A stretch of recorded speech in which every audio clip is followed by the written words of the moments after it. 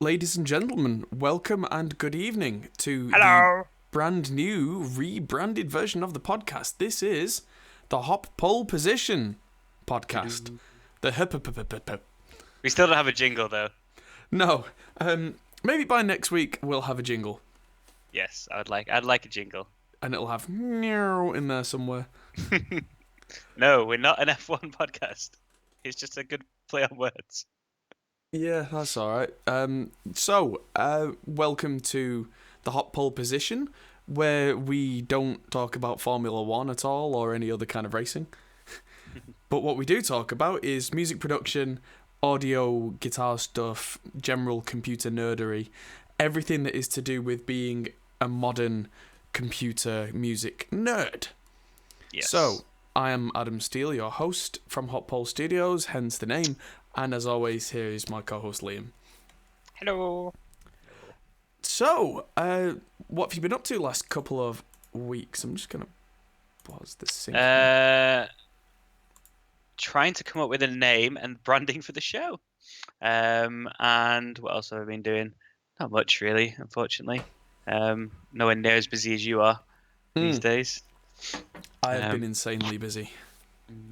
Finishing off some projects, and it's been quite quiet really. Just trying to sort all the stuff out for the wedding. Really, it's a big part of my life at the moment. Obviously, it's getting closer and closer. Yes, and I suppose is it public announcement that we're both going to be involved? I mean, obviously you're going to be involved. You're the bloody groom, but. Oh, that's one thing that happened whilst we were off air. I surprised Adam by Adam is going to be the best man at my wedding. So yeah. And of course, I said get lost. I mean, no, I said yes. So that's going to be fun in a couple of months. Yeah. Going to another country, and I've now got to dig up all the dirt on Liam and embarrass him in front of his family. Oh, please don't. Oh, it won't be difficult. Don't worry. We've only known each other for like 20 years. Yeah, there's plenty to go at.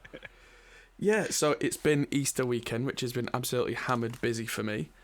Mm-hmm. But as well as all the other jobs that I'm involved in, including the band, we've had a lot of contact from other companies over the last couple of weeks since you've seen us. Yeah, we have actually. Yeah, one of whom is going to be our quote-unquote sponsor this evening.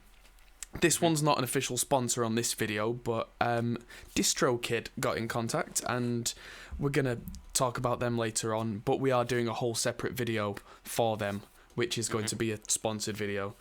And yeah, so we'll talk about them later on, but they, in a nutshell, are the company that get your music on Spotify, iTunes, all that kind of stuff.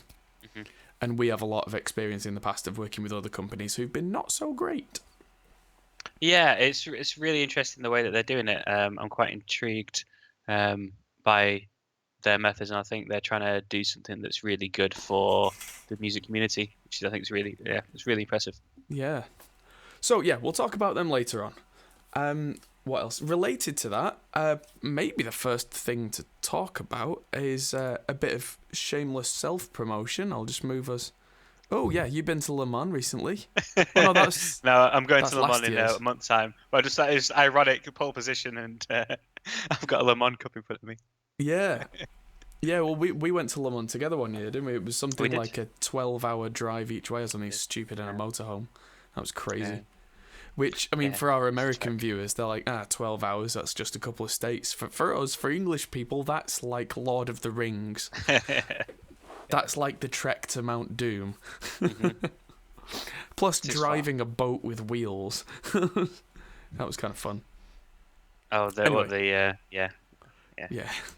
Anyway, let's transition over to our thing. So, look, this is Spotify, and that's my name. I'm on Spotify. How? What? So, yeah, that's kind of news this week. Anyone who's been following the channel, I'm just going to quickly get myself a new window over here so I can try and do 3 things at once.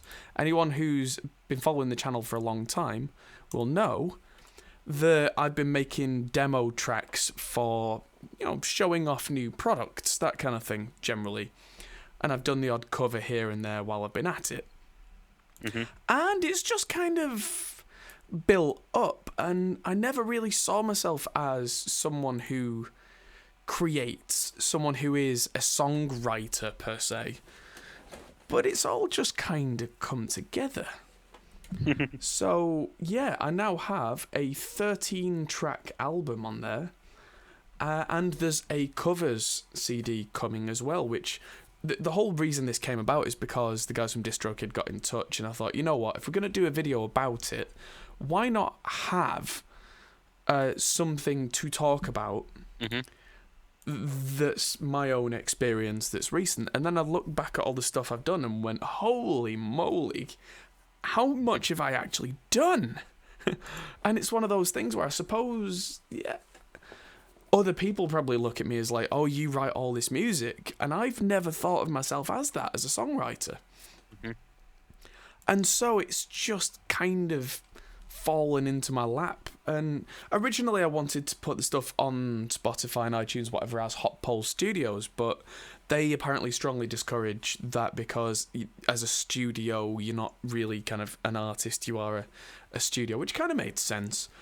And so, yeah, it's kind of not quite as on brand, but yeah, under my own name, Adam Steele, you'll find me on Spotify. And if you like heavy metal, there's a lot of instrumental heavy metal and a couple of songs at the end there that have actually got vocals. I mean, it made a lot of sense, really, didn't it, to go through the experience so that you can say that we're advocating something that you've used and actually believe in, rather than just, hey, we're getting paid to do this. It showcases you can now explain the system, so it's good. Yeah. So how did you find it? I found it worryingly easy. Does that mean you're going to be releasing a track every weekend now? Well, no. But the option is there. I'll probably now, instead of waiting till I've got an album, have 4 tracks or so and release EPs every now and again. I mean, there's at least one song that's not on there that's the demo for the Rev G4, which is supposed to come out on Monday if I can get the edit finished in time. And so demos for products like that are just going to keep coming and keep coming. So as long as I keep on top of it, and every few songs I make them into a little release and just release it, it'll all be up there. So, I mean, this is the big difference. I mean, so sort of transparency, me and Adam used to have a record label called Bantam Music back in 2010 through to about 2013, I think we ran it for. Yeah. And we were doing self-releases with, there was a company called Ditto, who we had a really bad experience from and never saw any money. There's a company based out of Liverpool, really, really bad experience with them. Then we moved over. I think we tried. I don't know if we tried CDB. We ended up with the last time using TuneCore was the last one we were using. Yeah. And I still have a few invoices a year to pay for tracks that we released on them. And I think per album that we've got, it's about $40 to $50 a year to have the tracks on there. And I mean, some of these tracks as well are albums. Are bands that they're not even together anymore. It's just nice for posterity's sake for the music still to be available for someone. If I take them off, then that no one can the bands can't even listen to it. It's like bands that were kind of they were youngsters, weren't we? Signed them, and the thing is, it's now going to cost us £50 a year just to keep the music available for someone to listen to. Obviously, we put it on YouTube and the likes, but if people want to listen to it on Spotify and the like, it costs money. Whereas DistroKid works in a different way. It does indeed. Which I think is really good. It does still cost some money, but not nearly as much, and it's not per album, it's per artist. And that's the thing, yeah. You know what, we were going to talk about that later. Let's just talk about it now. Oh, it's because you brought it up about your tracks. I thought you wanted to talk about it now. I wanted to mention that and do that as a separate thing, but I suppose they're so closely related that why not? So, I got a DistroKid account. It was $19.99 for the year, which I thought was great, but then how much more do you have to pay? But you don't. There are other things you can pay for on top if you want them. But if you just want to upload songs to iTunes, Spotify, all the hundreds of others, then you just put them on there. And as long as they're, named right, titled right, as long as your spelling's good and your artwork's good and that kind of thing, which you should do anyway, no matter who you're distributing it with, then you're just kind of done. And then I'm looking at the pricing page now. So if you've got 2 artists, it's $35.99 a year. So it's less than twice as much to have 2. And at that rate, you can have things like a customized label name, release dates. You can choose when release dates happen, which I didn't with my own stuff. I literally just said, do it as soon as you can. And it took a day and a half, and it was on iTunes, and then another day, and it was on Spotify. I've never seen anything like that. How long did it used to take us? Weeks? Maybe originally, but I mean, with cheat code's fairly quick as well. I mean, they do go up once you've got everything organized, and as long as there's no formatting issues with your codes and everything, then it does go on quite quickly. Right. Huh. And then, there's a label one, which is $79.99 a year. And that's for 5+ artists and band names. And that's it. You pay once, you're done.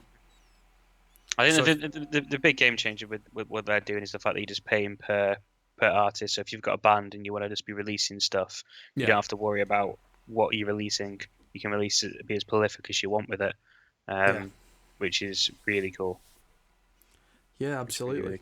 And there's so unlimited songs for unlimited artists. That's ridiculous compared to what it used to be. Like you were saying, it's what, $40-$50 per album per artist with what we were doing. Yeah. And suddenly the difference is it's just done. And you're not paying through the nose. Another thing that I thought was very clever is there's this Teams thing.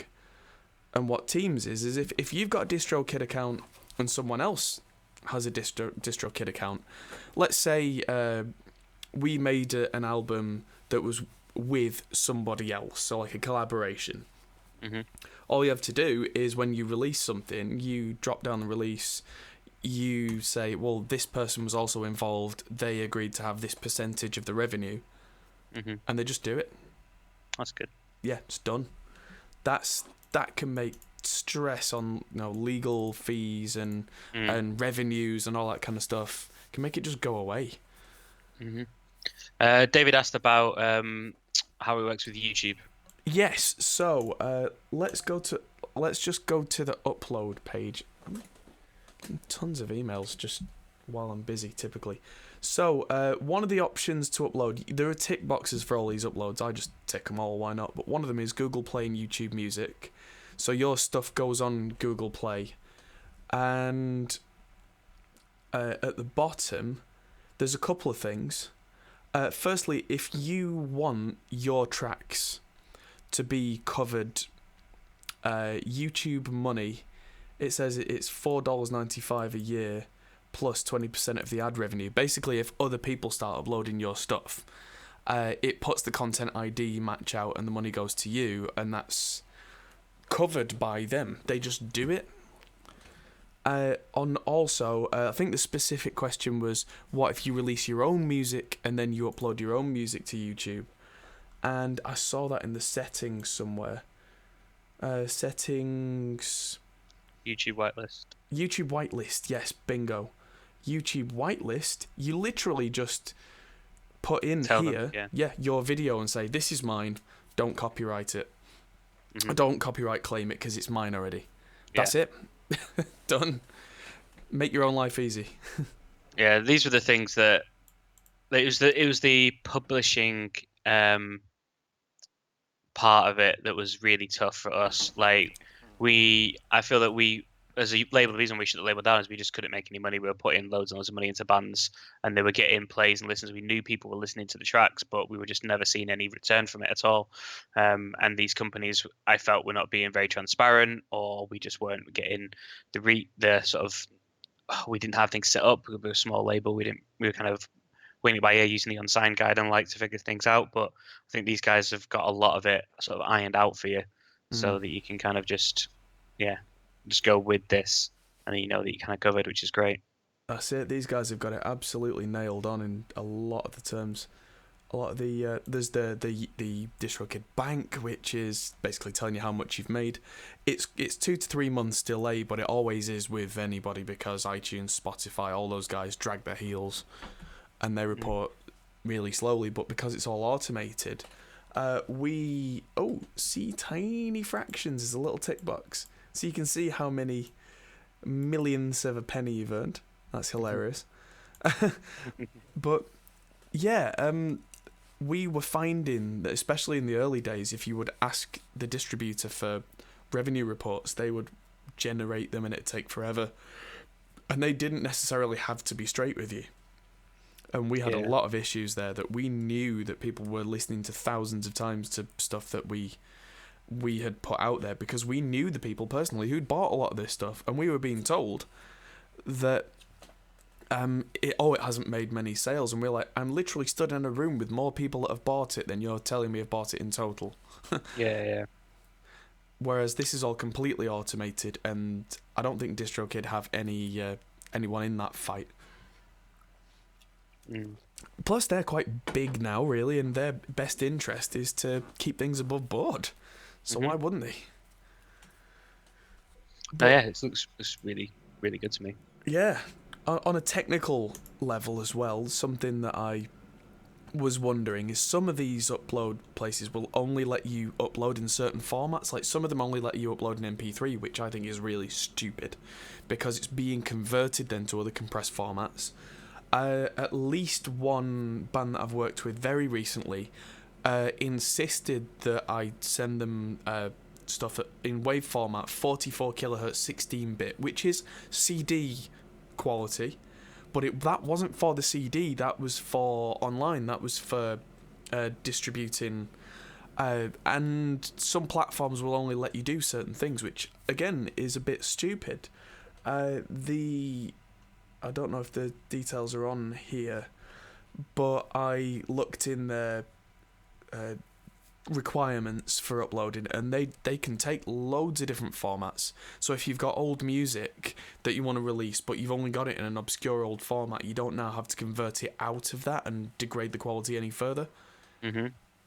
And I, a couple of years ago, read a white paper by Apple on their mastered for iTunes format, and the long and short of it was, basically make sure that whatever sample rate you've been working at, the higher the better, but don't go higher just for the hell of it. But if you've been working that high, use that. And if it's 24-bit, that's what we want, because apparently when you convert to stuff like MP3 or Apple's M4A format or that kind of thing, they're not 24-bit or 16-bit or anything like that. It's a compressed format that has its own magic and its own way of working, so they don't care. They just want the highest quality you can give them. Also, so that down the line, if they come out with like iTunes HD format or whatever, which I think they have done, if you've given them the highest quality audio possible, then you actually get better masters later on when they come out with higher quality audio. And DistroKid, they take pretty much anything. All my work is generally done, so WAV, WMA, M4A, FLAC, MP3, or CD. Good old FLAC. Yeah, don't mind FLAC actually. I don't. Didn't you homebrew an iPod so that you could listen to everything in FLAC? I did indeed. I've still got one in the car actually that can run Rockbox. Yeah. I remember you. I will not listen to any music that's not in FLAC format now that I am able to. Oh, I went through a little wanky audiophile phase, yeah. Oh, you used to carry around your little mini amp. You still do? Yep, the 18-volt headphone amp by Nico Soundlab, yeah. This thing is still amazing. Yeah. But the fact that you've used it for as long as you have showcases that. Well, yeah. It stands up against anything else that I've got, and we've got some serious gear in the studio, and this thing stands up with it. So, hey, yeah. But yeah, get a couple of elastic bands and elastic band this to an iPod. It's great. And it runs my HD 650s, which are headphones about the size of the moon. But yeah, so they take like crazy high sample rate and bit rate audio files, and they just work with that, and it's fine. which is great for mastering engineers who want to give the best possible quality. You know, that kind of thing where you don't want to be going to the lowest common denominator, especially when you know it's going to be encoded in these compressed formats. You want to give them as much quality as you can to begin with. Yeah. So let's just have a look at these optional extras. These prices seem a little different for a one single. I chose 13 songs for my album. So let's look at the prices for these extras for like a full album rather than a single. Oh, it gives you all this crap you've got to fill in 13 times, which is quite a lot of work filling it all in, but it is necessary for all the stores. So here we go. So for a 13-song album, if I want it to go on Instagram's music in stories and that kind of thing, I just tick a box, which of course I ticked it. Why wouldn't I? Because it's free. YouTube Money, so where they collect all the money off. So their first one is so that people, while they Instagram pictures of their food, can say they're listening to your music whilst they're pretending to eat. Yeah. Okay. That kind of thing.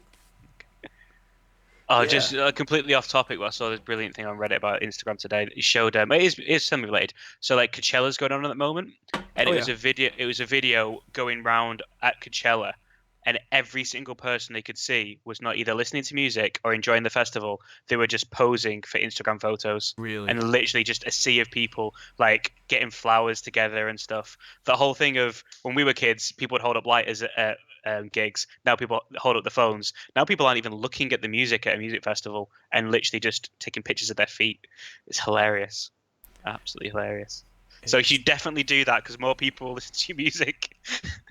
Yeah, it's a little bit saddening. It is. But yeah, sad but true. So yeah, if you tick the YouTube Money box, for a full 13-track album, it was $15 a year plus 20% of the ad revenue for any matches, which I think's fair because they're doing the legwork. And yeah, yeah, when your music's detected in a YouTube video, you'll be notified and ad revenue will automatically go to you. So if you've ever had a YouTube content ID and gone, I wonder where that money goes now, this is that. Interestingly, I didn't tick this box for the product demo stuff that I've released because in this particular instance, I'm quite happy for people to use it. You know, can use it where they like and their videos. I don't particularly care for that album, but if it was something that I'd invested years of my heart and soul into and that kind of thing, then I'd definitely tick that box because people would probably want to use it and I'd like to see something back for it. And there it is. Yeah, there's a store maximizer. They'll deliver the album to new online stores and streaming services as they add them. Going back to the YouTube content ID, Yeah. I don't know how this works. So say I create a video and I put 2 tracks in it, okay? Say that you've ticked this box for your music, Okay. and I put your track on, and then whilst I'm doing a demonstration of how to build a house, because I'm so good with building bricks and stuff. And then in the second part of the video, I'm listening to, I don't know, Blink-182. Yeah. So where does the money...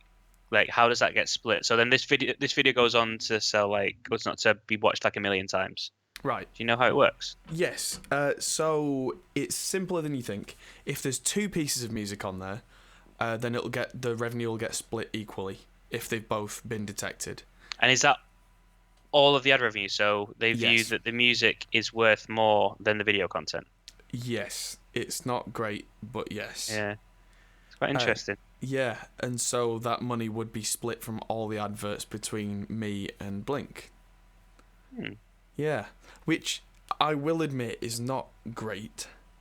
But interestingly, if it's a cover version that someone's done and they tick the box that says this is a cover version, then they still get half the money. Right. Because they get half the money for doing the cover and I get half the money for having the song.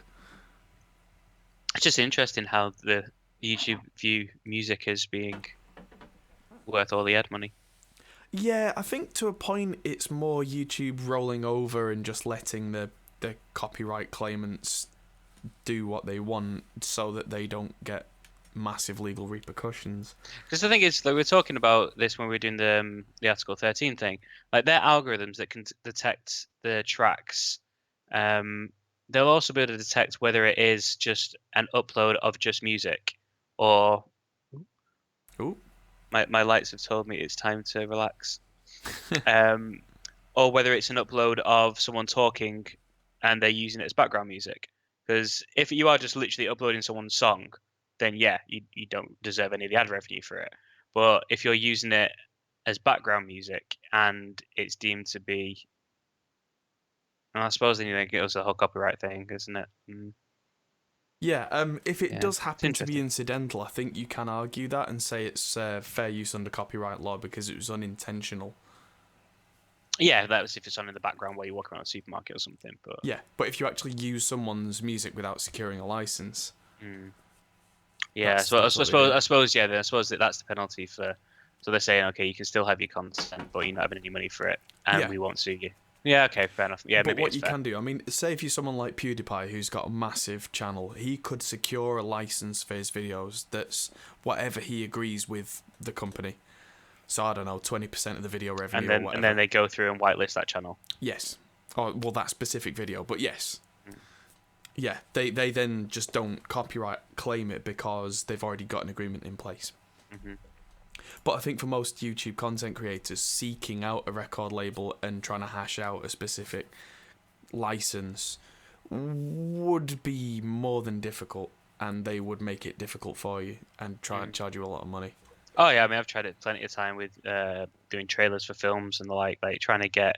I remember trying to get end credits by Jason Status in a trailer for a film years ago, and it was completely impossible. Even if, and in the same instances, I remember speaking to, I think it was MC Lars about using a track, Yeah, and he's like, yeah, I'm completely fine with it, but my label won't allow you to do it.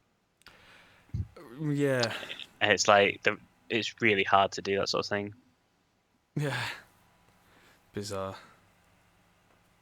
So let's just talk about this a little bit more and then move on because we've already spent 20 minutes talking about this and it was only I supposed to mean, be a yeah, 5 minute I thing. get that. I mean, we are obviously advertising this platform, but I think it is interesting, though. Well, I think it is interesting just talking about how music is released these days and the sort of the pros and cons of it. So, whilst I agree, yeah, let's not.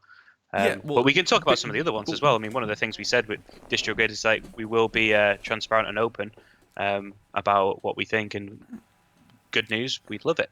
yeah. I Um, mean, the only reason I don't want to talk about this for too much longer is that we're going to do a specific video about this within the next yeah, couple of yeah, weeks. Where we're going to say pretty much everything we've already said and maybe a little bit more. So there's Shazam and iPhone Siri. So for 99 cents a track for the year, you can have it so that someone goes, "What's this track?" and it goes, "It's this by this person." I didn't know Siri did that. It does now, Huh. as of iOS 12. Yeah. Oh, I don't know if I have that. Ah. My phone is empty yet full at the same time. What are you running at the moment? Uh, an iPhone 6. Ah, I'm on a Yeah, 7. So it's not as if see- either of us is currently on the bleeding edge of phone tech. look, look at the big grey bit, which is other. Other. Ugh. Half of my phone is other. That could be files that are in apps. Like I've got the Roder recording app that I use for voiceovers, and that stores all the voiceover as other. So I've got about 10 gigabytes of other from that. Oh yeah, tell me about it. I've tried to delete things left, right, and center. I even wiped my entire phone. It's just not. Is part of it the Dungeons and Dragons basic rules and everything? No, I can't install that on my phone. Oh, There's not enough room. It's only 100 meg, but not enough room for it. fair enough. Yeah, go Apple. Yes. Um, Here's so yes, I wouldn't know. last thing, because we were talking about bands that aren't even together anymore. There's a tick box, leave a legacy. $49, one-time fee, non-recurring. DistroKid will never delete this album from stores due to a lapsed DistroKid membership, even if you die. You will continue to accrue 100% of royalties as normal forever. I think that's really cool. Yeah. Put I your mean, life insurance on your checks. Yeah, or also, like, if you decide, at some point I may give up being an artist and never want to do it again, I don't want to pay $20 a year for it. But it'd be nice if it was still up there just in case anyone's curious. Yeah, I think it's kind of cool that DistroKid will just say, you know what, just give us a bit more up front and we'll just leave it there no matter what happens. I think that's nice. Hmm. Plus, if they then go and invest that $50, it probably pays for the rest of it anyway. It's not. Oh yeah, so if you put a track out and you're planning to leave it for, yeah, so you're only playing.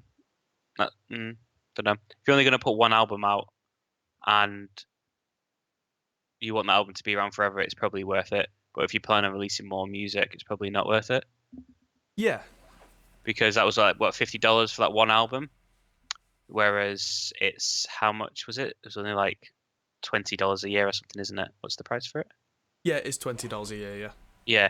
So, and that's for as many albums as you want with that as an artist. So, yeah, if you're releasing like a one-off piece of music, it's probably worth doing that. Mm. Oh, one more thing that is worth mentioning: covers. We used to have a hell of a time with covers. One of my first bands was a ska band. We were doing quite well. A band called Wobbly Bob. But we made an EP that was a 6-song EP, and we did 2 covers. We did Ghostbusters and Under the Sea from The Little Mermaid in a ska style, and they were brilliant. But we were so terrified of what the copyright holders would do to us that we released the EP without the covers, and we would include a separate CD with these 2 songs on that we would give away for free so that we felt like we were kind of free of that. But yeah, now with these guys, you can just do covers and you tick a box that says this is a cover, it's by these people. I think you pay $1 a month to secure a license. How many thousands have we looked at securing licenses for like people doing wedding videos and stuff where they want £1,000 for one song or stupid numbers?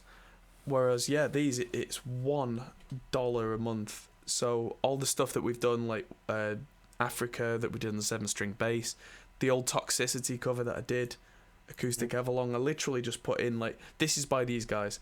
There's been a Denial on Morningtown Ride, which is the one that I did for the Spectre Sound Studios competition a while back. But having talked to the guys at DistroKid, apparently if I just try that a couple of times and change it all around, they might be able to secure the license properly for me. But if not, that's the license holder saying no, and at least I know, rather than trying to secure it and them saying, well, I want £1 million. Yeah, it's great, to just do that dead easily. Yeah. Yeah, it takes the weight off the shoulders massively. Especially when you've got loads of people on YouTube that are doing covers, like, as part of their channel. The fact that they can use platforms like this to then release them and get them on Spotify is fantastic. Yeah, I wouldn't mind betting that Leo from Frog Leap Studios uses DistroKid because he's released, let's see if I can find him, something like 21 albums now full of covers. 23 metal 10-song albums, and they're all covers. Oh my word. I mean, to be fair, he releases, I think, one a week, every week. That's an album a week? No, a song a week. Oh, right, I was going to say. But that's what he does. He does metal versions of all sorts of stuff. He is very good. He is incredibly good. But, yeah, the licensing for trying to release something on Spotify that's 10 covers every 10 weeks, that would kill you. Like, traditionally, you would have to have won the lottery just to fund it. Yeah. The old joke was, how do you make a small fortune? You start off with a large one. Yeah. Anyway, that's quite enough of that. Let's talk about that in another video. So, first proper topic for the day. Getting on to nerdy topics. Elon Musk. You told me about this one, Liam. Brain-computer interface updates coming soon. Yeah, his company Neuralink that he started, it was like 2016 or something. Right. Yes. He said recently that he has, there you go, replied that there's new information coming soon. So you must have heard that Elon Musk thinks that the biggest threat to humanity is artificial intelligence. He genuinely thinks that Terminator and Skynet is the biggest threat.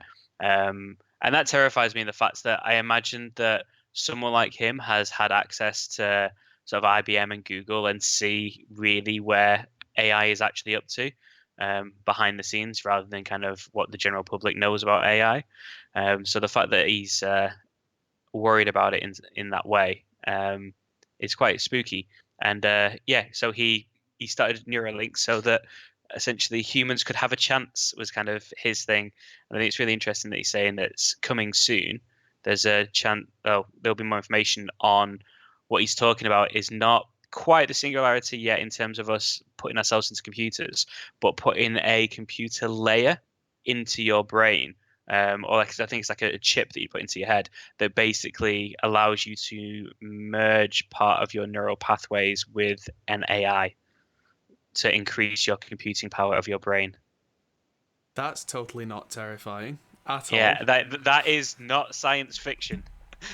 That's the crazy bit. Hmm. Like that is something he's talking about as he's gonna have updates on it soon. Like, I mean, if you want to tie this into music, imagine being able to write music in a computer like MIDI with the power of an AI, but the creativity of a human. Hmm. Like, it's insane to think that we're actually getting close to this. Yeah, well, it's a few years since we saw the opposite way, which is people moving like servo actuated arms using the power of thought and that kind of Hmm. thing. So all we need is for that plus the feedback loop to be real time, because a lot of it's, the big bottleneck at the moment, as far as I'm aware, is they can't quite get enough clear information quickly enough.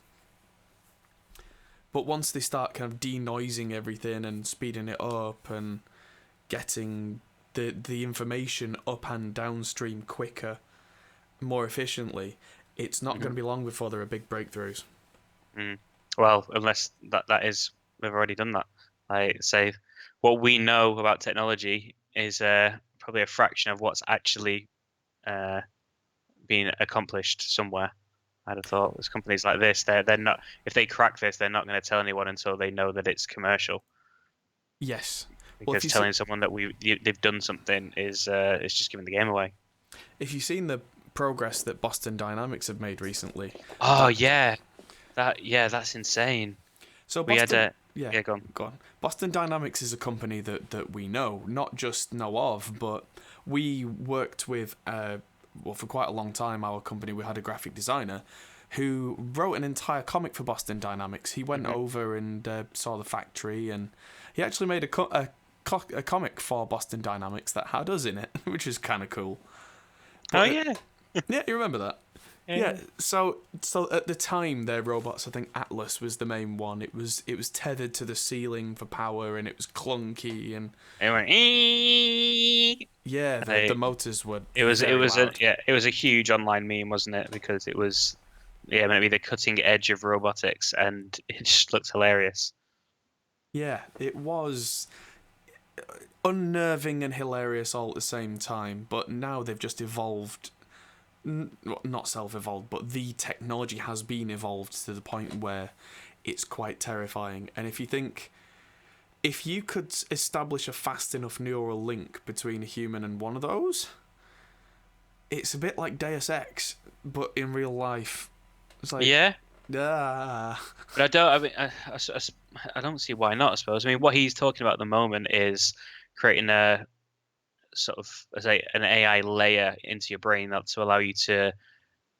I mean, so what you're thinking about is how you could control something artificial in real time. What he's talking about is that for me actually even scarier. He's saying that you're actually getting to the point now where you'll be able to essentially increase your intelligence by plugging yourself into an AI.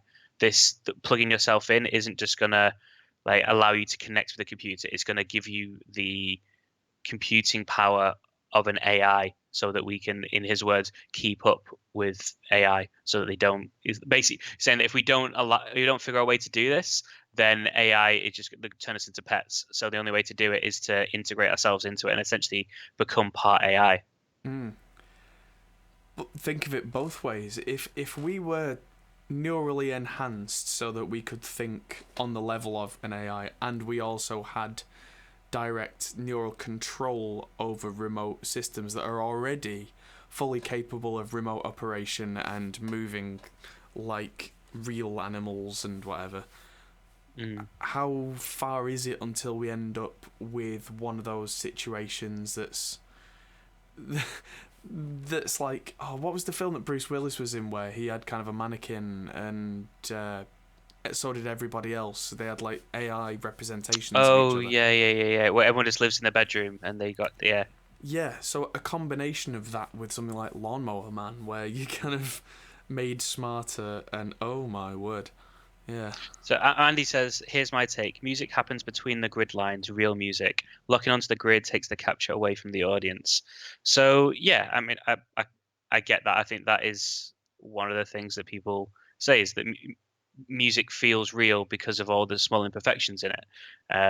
I get that. If you have a drummer and you just completely lock everything directly on, you get a Fear Factory-esque sound, and that is a sound, but it's not going to work necessarily for a country song or a jazz song or something. Yeah. But I think the interesting thing for me with this in terms of music is, yeah, well, what if you kept that level of creativity and sort of the human feel of something, but able to plug into the mathematical computing power of a computer? Because essentially, music is maths.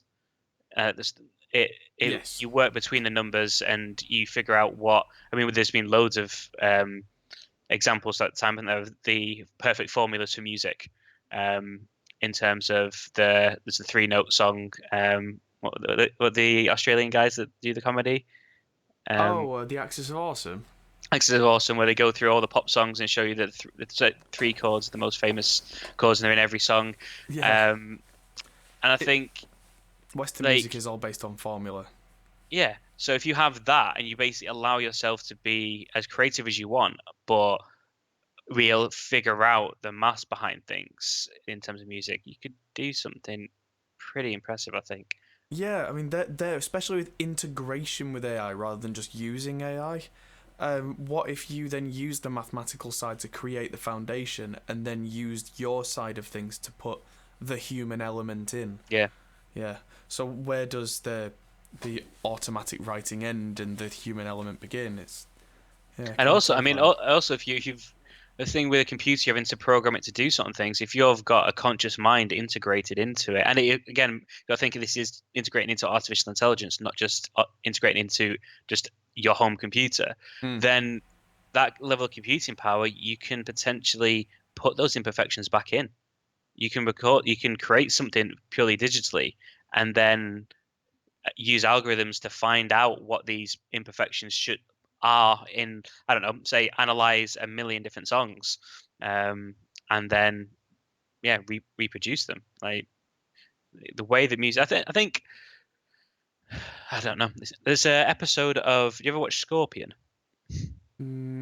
Oh yeah, with one of the guys from American Pie is Yeah, the hacker Finch from it. dude. Yeah. Yeah. So it's based on the guy called Walter O'Brien, who's the kid that hacked NASA when he was 11, because he wanted to put the images of the satellites on his wall.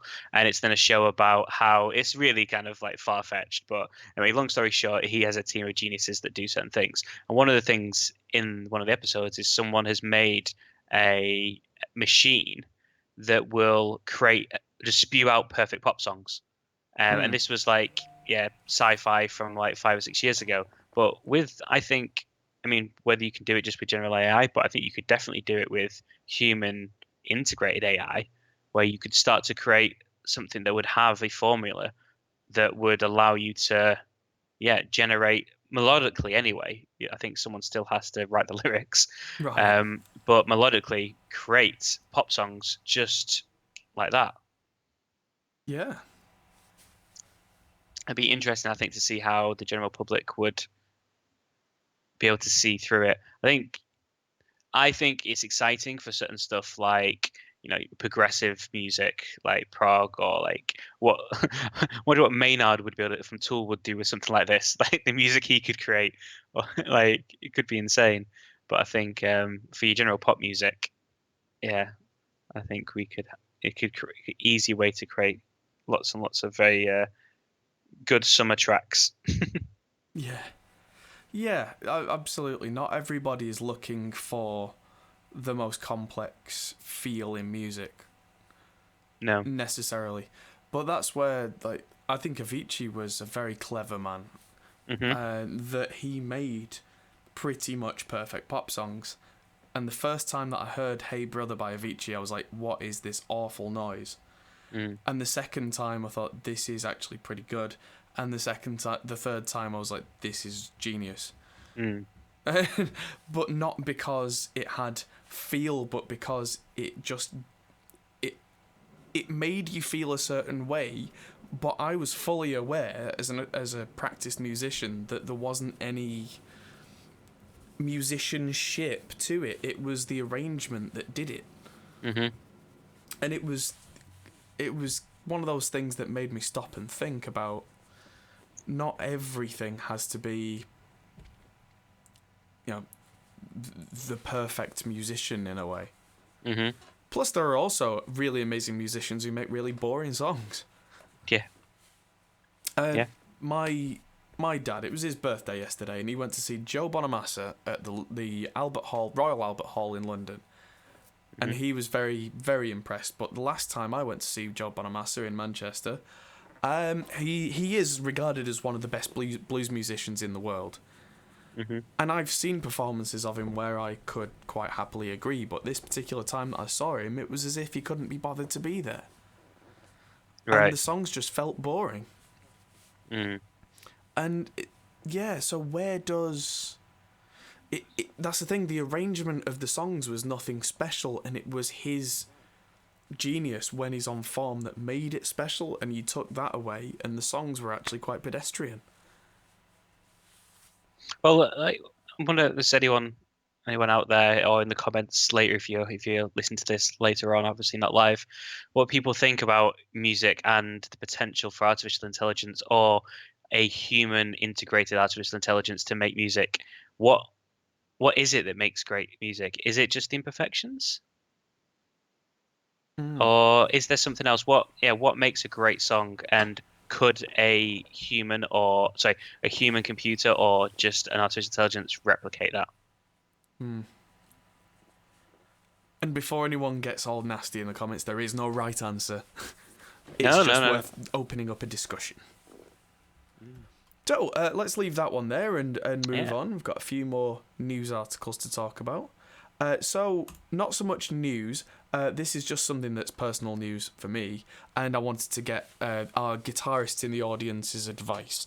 I do a lot of reamping of guitars, which, for anyone who isn't aware, basically it means capturing a performance of me or someone playing a guitar before it hits the amp, so that later on I can then hit the amp again and maybe change some settings, but the performance is right.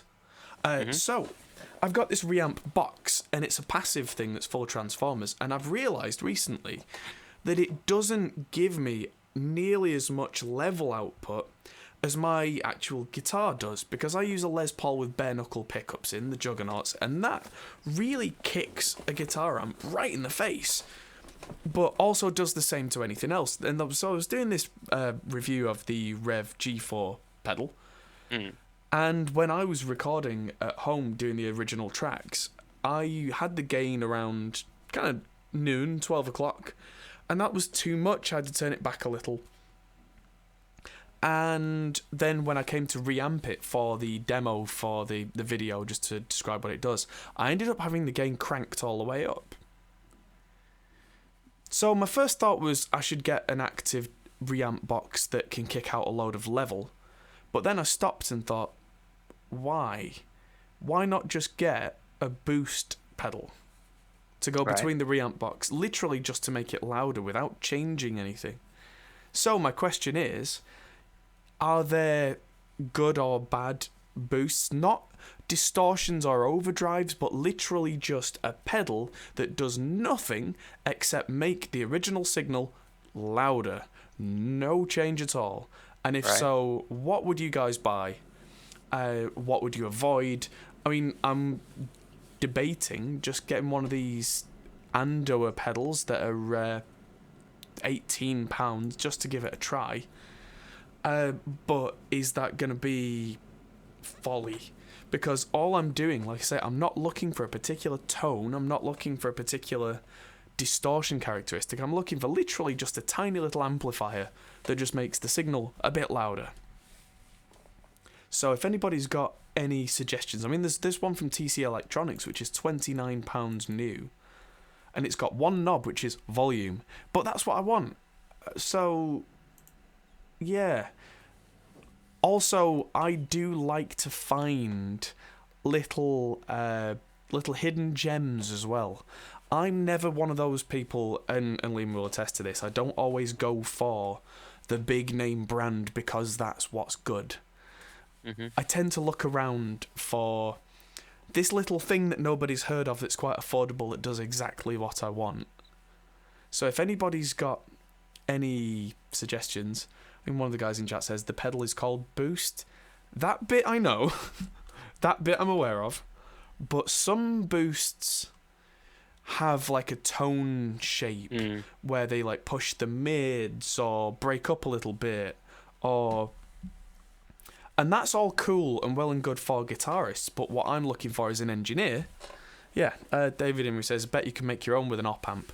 I probably could, but then I'd have to start getting into electronics and actually picking an op-amp and all that kind of stuff. And that's what you want to do. You know that's what you want to do, really. It is what I want to do, but being quite honest, I don't have the time. That's fair. So, having said that, if anybody knows of a pedal that is literally just that is just almost nothing in it except for a chip or a couple of components that just makes it louder. TC Electronics Booster Plus, someone says. Oh, line driver and distortion. Nope, not using that one, because and distortion. Don't want that, because I what I'm after is something that I can A-B between my original guitar and then this signal, and then be identical. The little horn. The little horn. Is that what you call it now? That looks boutique enough to be perfect for you. The little horn pedal. Tone King Little Horn. Let's have a look. Oh, from VaneTap.com. Let's have a look. 54.95. It's in pounds. That's a good start. 24 dB. It just looks really homebrew, and I thought that looks like yours. It does look quite homebrew, actually. It looks like my kind of thing.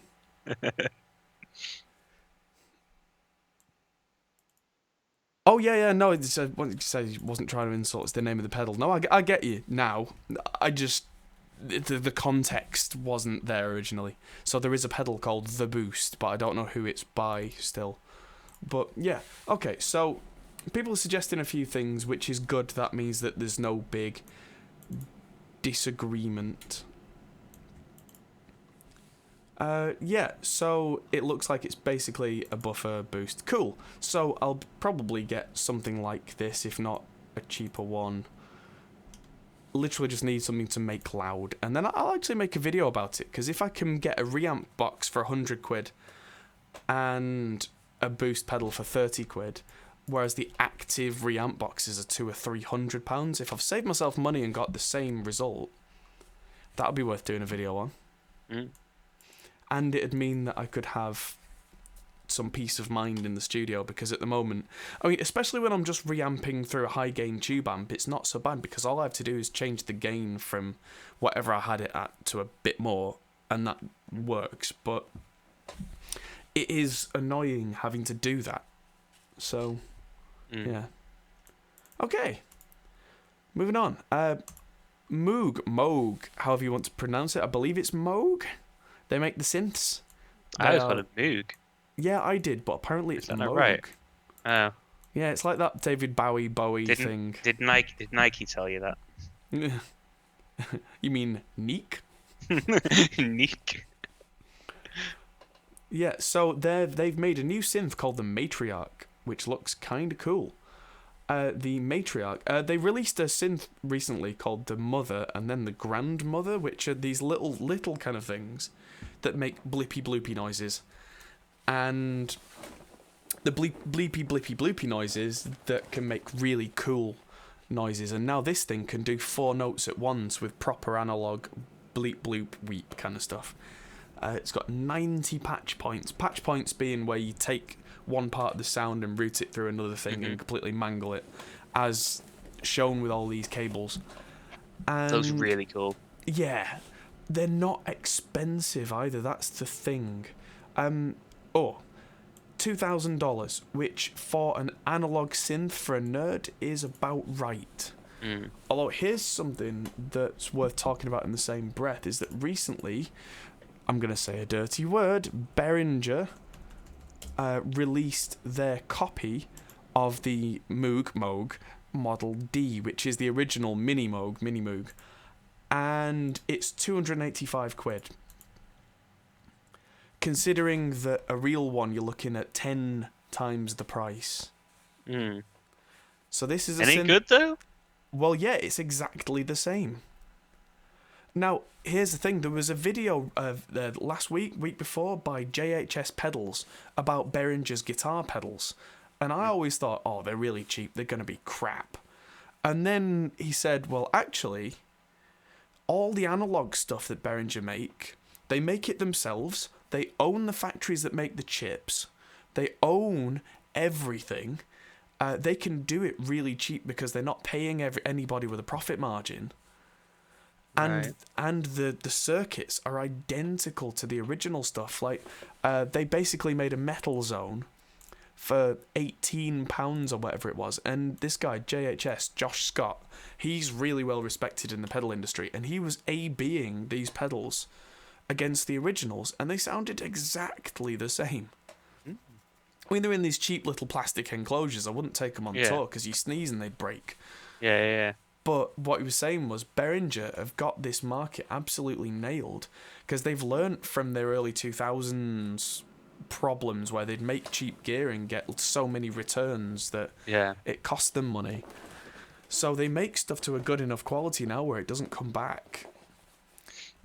And yeah, I mean, that is, to all intents and purposes, a Mini Moog Model D, which is the one. I mean, I suppose when you come to analog stuff, I mean, if you take one apart and you can get the same parts, you can recreate it, yeah. Bingo. That's exactly it. That's exactly the thing. Where it's like, it's funny, Uli Behringer, because he is a guy, Uli Behringer, that's his name. Right. He's not even a guitarist, he's a keyboard player, so he's nuts about this kind of stuff. Right.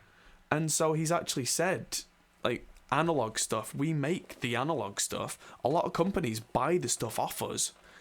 And it's like, TC Electronics, they're a decent company. Oh yeah, Behringer, we own them. Midas makes some of the best mixing desks in the world. Behringer, we own them. Let's look at the Music Tribe, I think they're called. Let's have a look at Music Tribe, who are the company that Behringer are under. Brands. So who do they... So they own Midas, Clark Technic, Tannoy, who make some great speakers, Turbo Sound, who make a lot of live sound stuff, TC Electronics and TC Helicon, obviously Behringer, Bugera, who do all the amps, which apparently it can be quite decent. Auratone makes some serious pro audio stuff. I've never heard of Cool Audio, but this little cartoon person was holding a chip. So I'm guessing, semiconductors and tubes. So they make, so if you, a 4-channel USB interface, if you order more than 10,000 of them at a time, $6. That's ridiculous. So yeah, TC Applied Technologies. So basically they own all the fabrications. So TC Electronics, all of their equipment, they own the fabrication plants, they own the chip semiconductor plants.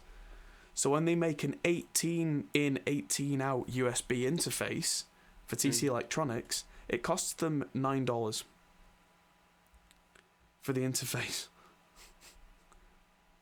That's ridiculous.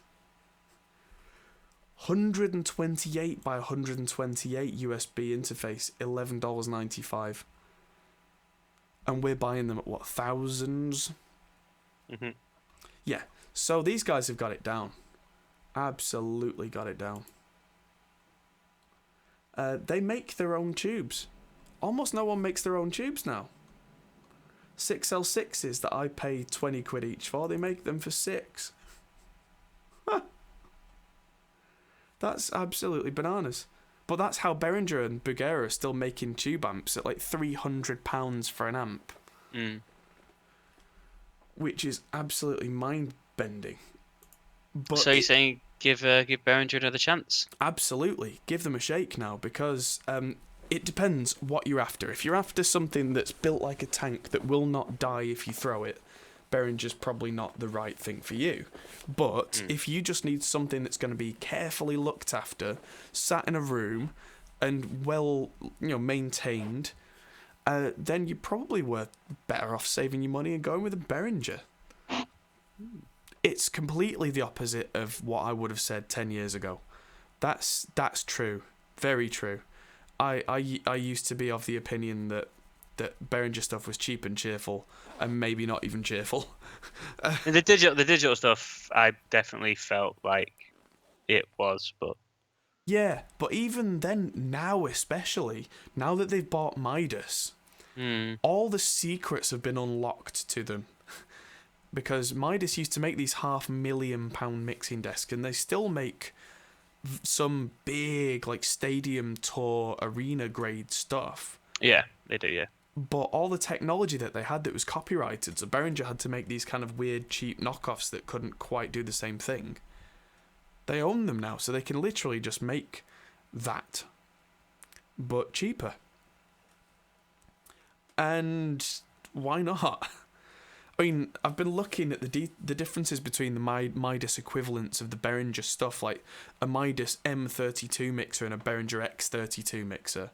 Mm-hmm. And the Midas one does have these kind of better preamps and that kind of thing. But that's just a cost price thing, where the Midas one costs an extra £1,000 for the 32 channels, which for 32 channels isn't that much more. Mm-hmm. But the actual computer side of it, absolutely identical. Mm-hmm. Not a chip different. Mm-hmm. And yeah, I do a lot of live sound now more than I used to, and I'm seeing that guys are using these Behringer X32s and getting outstanding sounds and controlling it all with an iPad, and it's bananas what you can do. Yeah. Absolutely bananas. And yeah, the noise floor isn't there where Behringer stuff used to be noisy. Mm-hmm. The only time I've seen them break is when people literally smack them and break them. And we've got a Behringer desk in the attic still, haven't we? We do. We've got one of the old Euro rack. Yeah, that was our things. first. That was our first desk in the studio when we very, very first started out. It was, yeah, 24 channel monster with patch points on every channel, so we could use it as a studio desk. It was pretty cool. In the very early days. Yeah, I mean, I could probably get a better sound out of it now than I could then, because I understand more about gain staging. But we recorded some albums that we released that got on TV with that kind of stuff. Yeah, we did okay. Yeah. It was surprising. So, talk about future tech a little more. Imogen Heap, who's one of my favourite artists. She's a little bit batty, but she's very forward thinking. Has just released an update to her Mew gloves. Do you remember the Nintendo Power Glove from the 80s that can control a NES? Imagine that, but good. Okay. So you don't touch anything. Each finger's independently controllable, and you can play instruments and control all sorts of things with it in real time. So you like twist of a wrist and each separate finger, the tips as well as your knuckles, all that kind of thing. All separate controls. Wow. Yeah. And she uses these on tour every night, and so they've just released an update. So apparently, like, classical pianists, film composers, beatboxers, all sorts of people are using these. Wow. Yeah, they're £2,500 a pair, so you've got to have a bit of backing, but... Is it? Can we see something of it doing something? Let's have a look. YouTube. Mew gloves. Ariana Grande? I have to chase this up. Okay, so this is probably going to get me in copyright trouble, but We just listen to like a couple of seconds of it.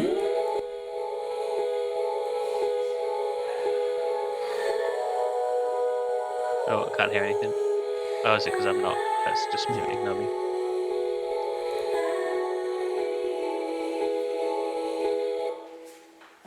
Oh my god. Oh my god. Yeah, so she's completely controlling like extra backing vocals and the pitches and loops and stuff using her hands without touching anything. Yeah, so oh wow. Holy shit. Isn't it just the fancy what's it called? The thing the Sheldon has one in Big Bang.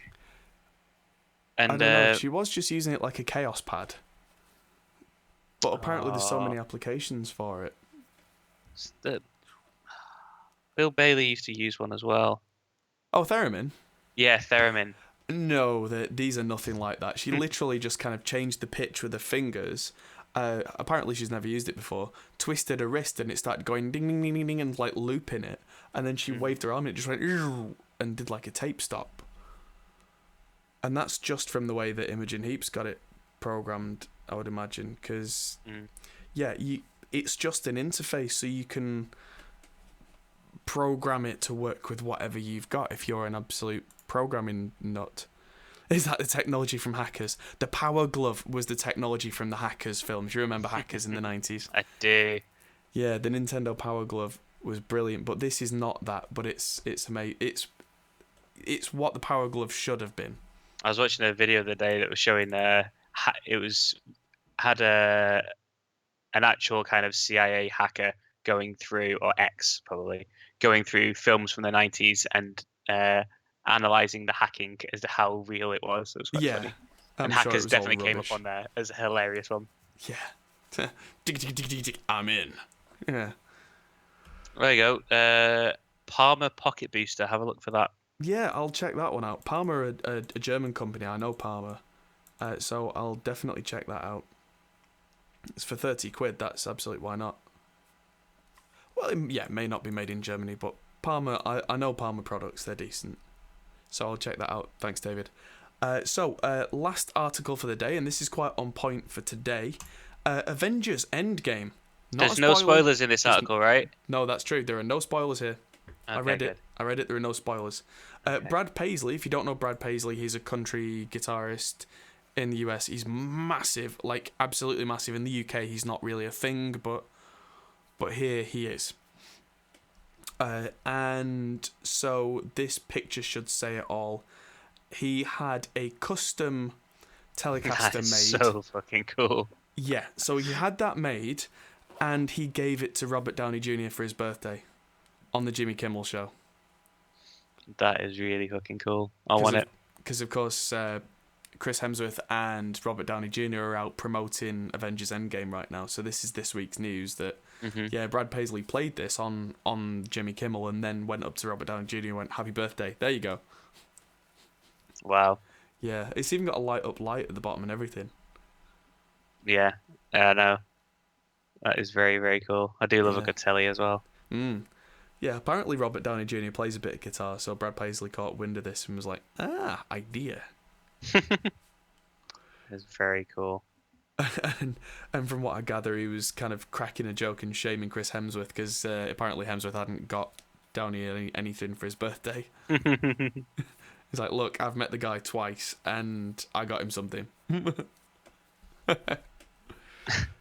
Very cool. I'm just looking in awe now. I'm very jealous. Yeah. I want one as well. I got back at 2:30 in the morning yesterday from to watch the double bill. Watched both of them back to back. Oh. And yeah. How was it? Well, I don't want to no spoilers. give anything away. How did you feel out of 10? Say I enjoyed the film immensely. Yeah. Right. I think it's the thing I'm saying, no, again, zero spoilers at all. It's a really, really good film, not just a good superhero film. It's a really good film. And that's coming from someone who has made and directed films for the last sort of 10, 15 years. Not that it gives me any more kind of credibility anyway, but I just feel that looking at it in the way that it's been made, I just think it's absolutely really, really brilliant film. I would recommend. Good stuff. And crazily, I was walking out, looking at watching the credits. I turned to Ash and I'm like, "Oh, Frame Store! I've got a friend that works at Frame Store. He was probably involved in the film." And there's like a bazillion names, like literally the whole. It's in IMAX. The whole screen is just names. You can't read any of them. And it's like, oh, I'd never be able to notice it then. And then as we turn away, I notice his name like right in the middle of the screen. I picked out of like about 1,000 different names. So yeah, I then got super jealous to realize that one of my mates must have seen it weeks ago. Or at least his 5 frames of it. Yeah, his 5 frames of visual effects that he did at Frame Store, yeah. Such is the industry. Even the actors were apparently saying on the red carpet that none of them had seen it because they'd seen their scenes filmed out of order, but they hadn't actually been told which scenes had been kept and which had been got rid of in the edit. Yeah. I would imagine on a film that big, they actually film redundant scenes so that even if something does leak... It's, Possibly. I know there've been several films like that have got a big cliffhanger ending where they filmed multiple endings. Not because that's canon, but just because they don't want people to know what the real ending is. Yeah. I'm struggling to think of examples, but I've definitely heard of that being done. Yeah. Anywho. But yes, very good, and the music was very good in it as well. To keep it on topic. Good stuff. Right, I'm off to watch Ant-Man and the Wasp, which is kind of a downgrade from Avengers, but then hopefully sometime this week. Make sure you watch after the credits. Oh, someone had told me there wasn't anything. On Ant-Man, yeah. Oh, on Ant-Man, right? I thought you meant on Endgame. Yeah, you have to watch that after the credits on Ant-Man. You have to. Right. Yes. That is relevant to the films. And then we'll hopefully find time to watch Captain Marvel this week, and then we'll be caught up. And Endgame it is. Captain Marvel's really good as well. I really enjoyed that. It'd be interesting to see what they now do. They've said that the next Spider-Man film is apparently still a part of Phase 3. Yes, I heard that. So, apparently, it's the end of Phase 3, according to the producer. So it's interesting that that Endgame isn't the end of Phase 3, which is weird. That could just be from their production cycle perspective. When he said that could just be that because it's been planned as a block, that's what they mean, rather than it's story-wise the end. It could just be that like that's the last film in that, I don't know, that budget block, or I don't even know how. There's 9 more films coming up according to the release schedule. Some have been announced, like the new Guardians film and a few other things. But yeah. Anyway, it has been real, Adam. It has been real. Yes. Questions? Oh yes. Just before we go, has anyone got any questions they'd like to throw in the chat that we can answer for you while we're at it, while we're here, just before we disappear? About our question section, because it's my fault because we did the sponsor section out of order. That's all good.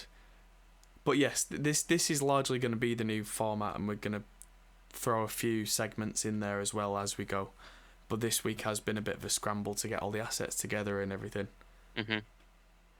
How do you use the 3 seashells? I think that's a question that I have been asking myself on at least a monthly basis since I watched that film as a kid. That's also definitely going to separate the old men from the younger crowd. Whatever happened to Wesley Snipes? Prison. Oh, happened to Wesley Snipes. He went to prison a lot. I'm just going to quickly Google that. But yeah, he became the bad boy he always wanted to be. Because, yeah, he was in the Blade films. And then, if I remember rightly, he went to prison. He went to prison for income tax fraud, which is a lot less gangster than I thought it was. He got 3 years in prison for willful failure to pay his income tax. Oh, to file income tax returns. Oh, so he's trying to be a badass, but he's basically America's Jimmy Carr who got caught. So. Yeah. That's not quite as badass. No. But yeah, it was tax related. But yeah. So yeah, the best good guy in the world couldn't stop him, but the IRS could. Yeah. Any more? We've still got 12 people watching at the moment, which, again, we're growing this week on week, which is always a great thing. When's we need Chris back? We haven't seen Chris in too long as well. Yes, it has been too long. I know he's busy and everything, but we need to make sure. He was supposed to be on the last podcast, the last Hotcast, I believe. So, yeah, that was just a scheduling conflict at the very last minute. No sound on my guitar in Reaper. Plug it in. Yep, step 1, plug it in. Step 2, make sure that your monitors, headphones, speakers are plugged into the audio interface and not your computer. And make sure that Reaper is using drivers for that. Thirdly, make sure the monitor button on the track is ticked when the record is armed. Otherwise, it's never going to give you any foldback of sound. Because quite often you don't want foldback of sound because otherwise you'll get horrible delays and stuff. Have you watched the Reaper 101 video that I did in depth? If not, check that out because I talk for an hour about all this step by step. So that's probably your best first bet. Also, if it's a UMC, that's a Behringer interface. Behringer interfaces, if I remember rightly, don't have dedicated drivers, which kind of sucks. And yeah, so that's one of the things. Yeah, I don't tend to use Behringer's interfaces because their driver support is terrible. Yeah, that's why one of the many reasons why I'm an Audient guy, apart from the fact that the hardware's great. But yeah, okay, so yes, hopefully that's helped answer someone's question. What's my favourite nut material? Nut! What? They talk about food here, right? Yeah, I mean, personally, I prefer pistachios, kind of salted. Or maybe you know what? It's got to be peanuts. Like, I'd never liked peanuts growing up. Yeah, I had this one recipe that came in one of these like recipe kits that you can get, and it was for making satay, and it involved putting organic crunchy peanut butter in with some like soy sauce and stuff, basically make your own satay. And now literally I throw peanut butter in everything. Every sauce I make, put a bit of peanut butter in it, makes it better. So peanuts. Yeah. So in a serious answer to the question, because it is about the nut on a guitar, I would imagine. I don't particularly care. In a nice way, in a good way. As long as it's not cheap plastic. It makes not as much difference as I would think. My jazz bass, I have a brass nut on there, but that's because I wanted maximum brightness from that guitar. But generally, I mean, I use Tusk XL from Graphtec, because it works like Bone used to, but without having to hurt any small animals or large animals. And it's just a traditional thing, but if it's a traditional guitar, I go with something that's more appropriate to that period. If it's a more modern guitar, I'll go with something like the Graphtec Saver saddles and stuff. And yeah, for me, it's more about not breaking the string than it is anything else. Most of the sound of the guitar for me comes from the way I play and the way the pickups sound, the scale length.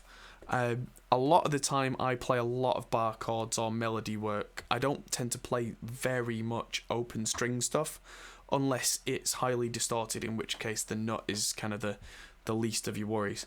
So whatever works for you, really. And yes, human skeleton, as someone says in the chat, that would probably work quite well. I mean, the bone might be quite porous depending on which part you use, but you know, if you're willing to lose a finger for the sake of guitar tone, then Hey, just try some peanut butter on there. See if that helps the sound out. You'll be surprised. It works with everything. yeah, just jam No, a few peanuts together. I agree. I agree with you. In the serious question. David in the chat says, "When I die, you can use me for guitar nuts if you like. I'll hold you to that." Although I'm not sure quite how I'll be able to get hold of you in that situation. I don't know. I'll just make sure you make a video on it though. Yeah, always make videos for content. Viewer dies, I make a guitar nut out of him. That's a YouTube video title and a half. That's 1 million views right there. Yeah, if I ever do get true new YouTube notoriety, that would be an easy way to do it. Bought YouTube subscriber on dark web, made into guitar nut. Yeah. Made into entire guitar. Okay, it's getting dark. It's getting dark. Yes, both literally and figuratively. Yeah. Yes. So, well, what do I think of Chapman guitars? Last thing, I think they're great. I need to get back in contact with Chapman guitars actually, because we talked to them a good couple of years back now about getting one of their then new ML1s for review. I've had an old Chinese ML1 before, and it was really good. It weighed an absolute ton. It was one of the original Monkey Lord models that actually had a certificate of epic windticity with it. It was serial number 157, I believe. It was an ML1 traditional in black, and yeah, apart from the fact that it weighed more than a human, it played really well. And I believe the new ones don't weigh nearly as much. They have a British range, which are about £3,000 for those, but I would expect them to be amazing for that price. The ones that are made at World Musical Instruments in Korea, they're made in the same factory as the PRS SEs, the same factory as PRS and ESP's LTD range. So, you know, they're gonna be good. And then the Indonesian ones apparently are quite decent for the price as well. So, yeah, I need to get hold of one. And actually, how about reviewing one of Chapper's pedals? If you'll let me, I'd quite like to. Because Rob Chapman has 2 pedals now. And pedals I like. Although one's basically a distortion and one's a tube screamer, so that might actually be what the review boils down to. But we'd see. Yeah. Hopefully I've got a new video coming up soon for Sennheiser as well, talking about reviewing stuff. They got in contact and they want me to talk about their new in-ear monitors. The Pro 500s. I currently use in-ear monitors from the other brand, Shure, and it'd be interesting having the ones. I've got the ones that are about the same price range, actually, the 535s, and the bass on them can go so low it can make my eyes water. So I'll see how the Sennheisers stack up. I'm certainly not loyal to either brand, so that'd be interesting to try and make a fair, balanced review. You do like a shoot off with them. Yeah, only problem with stuff like headphones is how do you do comparisons that people can hear on YouTube, whereas with like speakers and microphones and stuff, I can actually go, here's how it sounds. With headphones, I've literally just got to talk about them for 20 minutes because there's not a lot else I can do. Yeah. I need to. I got a topic for next week. Advert that I saw on Facebook about some headphones that apparently are customized to how you hear. Right. Yeah. I'll have to find the link. We'll talk about it next week. Because that was. It seemed like BS to me. Definitely sounds like something I'd be interested at looking at, because I've been looking at getting my Sennheiser 650s calibrated by DistroKid. They're on the brain. SonarWorks, and what they do is they calibrate them to be flat. But thinking about it, when I had a hearing test done, my hearing isn't completely flat. I don't have any like dangerous dips from hearing damage or anything, but there was a subtle kind of Do you think it could be interesting to have that added to the EQ to make it actually linear as far as your ears go? So that is what that's Wired reviewed them. It's called Neurophone, the company. Have a look at them. We'll talk about it next week. Yeah. But yeah, that is essentially what they do. It comes with an app, and it somehow analyzes how you hear, and yeah, basically EQs to offset that. And then apparently listening via other people's profiles sounds really weird. Well, I would imagine so. Yeah. Cool. So we'll definitely talk about that next week. Yeah. So Cool. thank you everybody for watching. Yeah, Hopefully we'll you. have a jingle by next week. And I've been Adam Steele. I'm Liam Bright. You had to think about that. I think I am. And we'll see you in the next video. Cool. Rev G4 demo is coming out on Monday. The hot pole position is coming out this time, 8 p.m. UK time, next Thursday. So we will see you there. Thank you and good night. Bye. Bye.